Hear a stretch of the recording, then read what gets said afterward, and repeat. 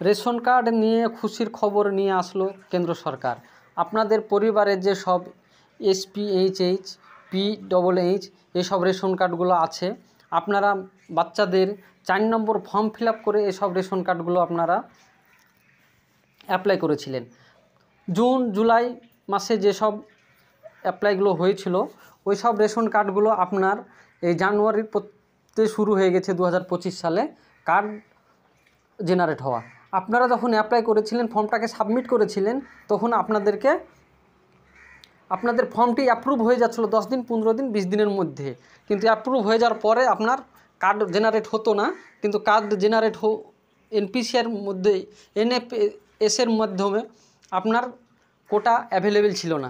এখন কোটা অ্যাভেলেবেল হয়েছে, তাই এখন আপনার সে কার্ডগুলো জেনারেট হচ্ছে। তো চলেন আমি একটা দেখাচ্ছি। আমি একটা অ্যাপ্লাই করেছিলাম কার্ড, তো চেক স্ট্যাটাস চলে যাব, আপনাদেরকে একটা দেখাই। আমি ফর্ম নাম্বার 4 অ্যাপ্লাই করেছিলাম। মোবাইল নাম্বারটা আমি দিব এখানে।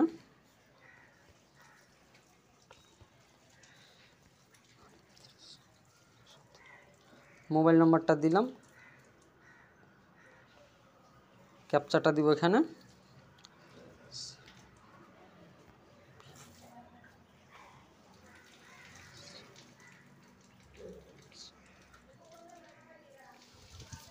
দেখেন, এই নিচের কার্ডটা আমি অ্যাপ্লাই করেছিলাম।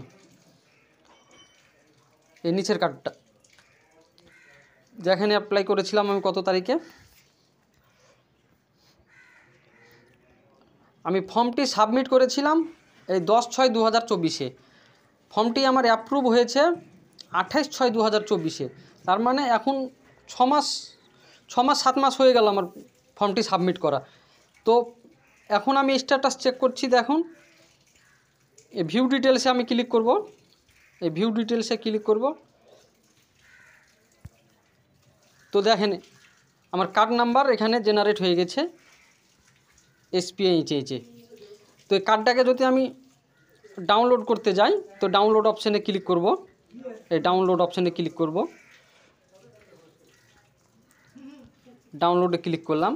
তো ডাউনলোডের অপশানটা দিচ্ছে আমাকে এখানে। ক্যাপচাটা মিলিয়ে নেব।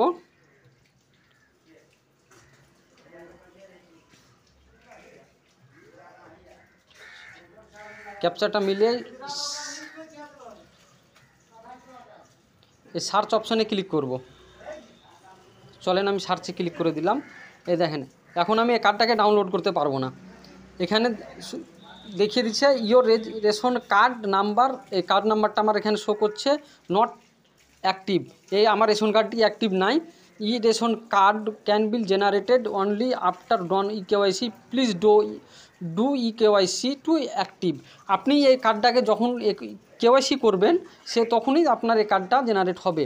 আগে আপনার 5 বছর আগে 5 বছর আগের বাচ্চা ছেলেদের যদি আপনি রেশন কার্ড আগে বানাতেন, রেশন কার্ড নাম্বার জেনারেট হওয়ার সঙ্গেই আপনার কার্ডটি অ্যাক্টিভ হয়ে যেত। কিন্তু এখন সেটা অ্যাক্টিভ হচ্ছে না, এখন ইনঅ্যাক্টিভ করে দিচ্ছে রেশন কার্ডটা জেনারেট হওয়ার সঙ্গে।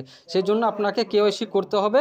KYC করার পরে আপনি কার্ডটি ডাউনলোড করতে পারবেন। আর কার্ডটি KYC করার পর, ডাউনলোড করার পর আপনি রেশন দোকানে রেশন পাবেন।